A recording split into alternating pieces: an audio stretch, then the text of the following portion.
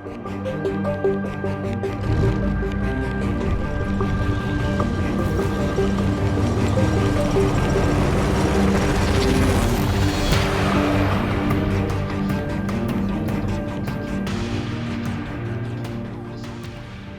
going on, guys? VitalSyntax here, and this is some more gameplay from PayDay 2, currently in beta.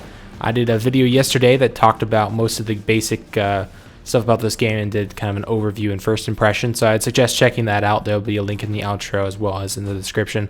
And in this video, I'm not doing the same heist. In the previous one, I was doing the jewelry robbery. There's also a couple other heists that you can do, like robbing some convenience stores. There's a knockoff Apple store. It's called the Pear Store. It's actually pretty hilarious. And this one's a little bit different. So instead of doing a heist where you're robbing somebody or robbing a convenience store or something like that, in this one you're actually stealing cocaine. And this is the last mission of that heist. So some of the missions will have multiple days that you have to take place, and they essentially have different missions in different locations and different environments that make up one heist. And in this one, this is the last section. I'm not going to show you guys the whole thing just because it was a little bit too long, but I also want to point out I'm playing with another YouTuber. His name is Funkable TV. He does Battlefield videos, Minecraft videos, and some Payday 2 videos as well recently. And I'll put a link in the description to his channel. You guys should check him out. And if you're interested in playing with me, then feel free to add me on Steam. If you have a microphone, if you have the game, obviously. The full game doesn't come out until August 13th, so I would prefer that people add me that actually have access to the beta. But once the full game's out as well, if people want to play with me, you can send me a friend request on Steam.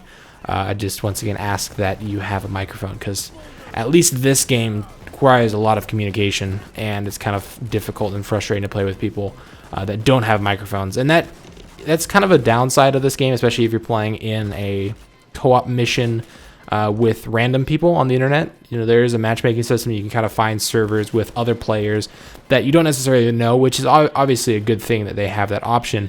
But it can be quite frustrating when somebody that you're playing with kind of screws up the whole mission by himself, because they've kind of balanced this game out so that it's very difficult, but it's doable as long as all four of the people are working together.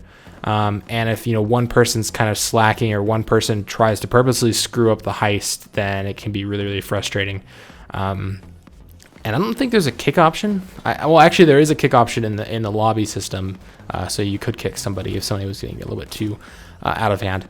Anyway, I'm using the 870 shotgun in the game. They renamed most of the weapons, so they don't have to really pay royalties to gun manufacturers. So instead of it calling it a Remington 870, they call it like the 880, which is kind of funny. And they do that with all the weapons, which is kind of interesting.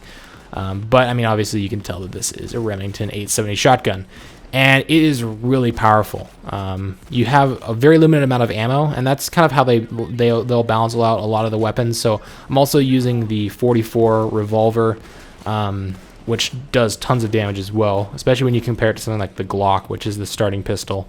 The Glock will take like 3 bullets to kill just a normal police officer, maybe even 4 bullets to kill just a plain old unbody armored cop. Whereas the 44 revolver takes them out in one hit at like any range and anywhere on the body. Obviously, you get a headshot, it's gonna be one hit as well. But and you can even take out some of these armed SWAT enemies with one shot if you get a headshot. So the 44 revolver is really awesome. But what they do to balance, weapons that have a lot of power, like the 44 or like the 870 or sorry, the 880, is they'll give you a very limited amount of ammo.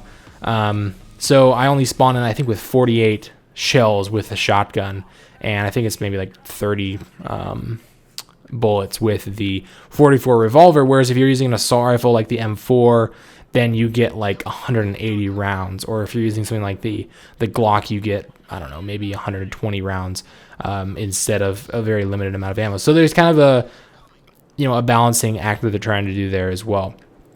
Obviously, there's a lot of other weapon balance things, like not just damage, it's also like fire rate, accuracy, recoil, and things like that. That I think so far I haven't really found a gun that feels like it's the best gun. There's certain guns that worked well together. I mean, if everybody in your squad's using shotguns, which are probably best used up close, they do have quite a bit of range, but they're not that accurate at longer ranges. then you're probably not going to do very well. You want to have a good mix of different weapons. You want to have somebody that's maybe using a close range weapon like a shotgun or a high caliber, or sorry, a high fire rate assault rifle or something. And then you want to have somebody that has maybe a longer range weapon that's a little bit more accurate for, you know, longer range targets and stuff. Now you can also get ammo bags and health packs. So I'm currently playing with the ammo bag. If you look down at the bottom of the screen, you can see all the different characters and players, and you can see their health and what items they have. So if you look at my name in the bottom right corner, you'll see 2 icons to the right of the health bar. There's the ammo pack, which it says 1 next to it. So that means I can drop 1 ammo pack throughout this whole mission. So you want to use it very wisely. And I also have 2 zip ties, you know, plastic zip ties that you can bind people's hands with, which is really useful for, you know, controlling civilians and stuff like that if you're doing a bank heist or something like that. Now you can get upgrades and skills that will allow you to get, you know, more zip ties. You can get even 2 ammo packs, so you can actually drop 2 per mission, which is incredibly helpful, because one of the things I find most often is that if you're doing a high level mission that takes a lot of time to finish, you'll usually run out of ammo, and that can be really frustrating when you have no ammo to shoot at people, because there's no way you can possibly survive that situation. And usually you don't want to have everybody running the same setup. You want to have, you know, maybe 1 medic that has the medic bag so that you can heal teammates. You usually want to have 1 or 2 guys that have the ammo bags, depending on if they have 1 or 2 ammo bags to drop. Then there's also things like an what is it called? A jammer? I'm not sure. An EMP jammer? I'm not sure exactly what it's called. But essentially will prevent things from, you know, the civilians from calling the police if you're doing a bank heist. Or sorry, ECM jammer, that's what it's called. And that can be really useful as well. There's also a sentry turret that you can lay down. It's like this little briefcase thing that pops up with an MP5, and it'll shoot at enemy targets for you automatically. And that's really cool. It kind of reminds me of, I can't remember if it was GoldenEye 64 or if it was Perfect Dark 6 for the Nintendo 64 that had that briefcase gun that was kind of an automated turret, but that gun was awesome. And you can see I got taken out here. So there is like a, I don't want to say last stand mechanic, but it is very similar to that, where you lay on the ground, you can shoot your pistol, and somebody can revive you. And if they don't revive you within a set amount of time, essentially the police officers or SWAT team or FBI or whatever will take you into custody, and you can actually get out of custody as well if your teammates and your squad have some civilian hostages. Then you can actually negotiate with the you know, the police or the FBI or whatever, and sometimes you'll be able to trade one of the hostages you have for your squad mates, so you can come back and help you kill some more cops and hopefully complete the objective. So now that we've gotten most of the cocaine bags onto the boat, you can only actually have 4 at a time. So you have to make a couple. You have to have the guy on the boat make a couple different trips. Then we have to get to this extraction zone, which is this outlined area that you guys can see I'm standing on. And once all 4 of you in your squad get in within this area, then you complete the mission. And sometimes it can be really frustrating, because I remember playing a bank heist where 1 guy would not get in this zone to finish the mission, and then he ended up dying, and it was kind of pointless. But we ended up getting quite a bit of money. This is the most money I've ever made from a mission, but obviously it was a multi-day mission, so you're gonna make a lot more than you would if you were just doing, you know, a 1-day bank heist or robbery or something like that. So anyway, thanks for watching the video. Hopefully you guys enjoyed it, and remember to check out Funkable TV's YouTube channel, and I'll see you guys in the next video. Thanks for watching.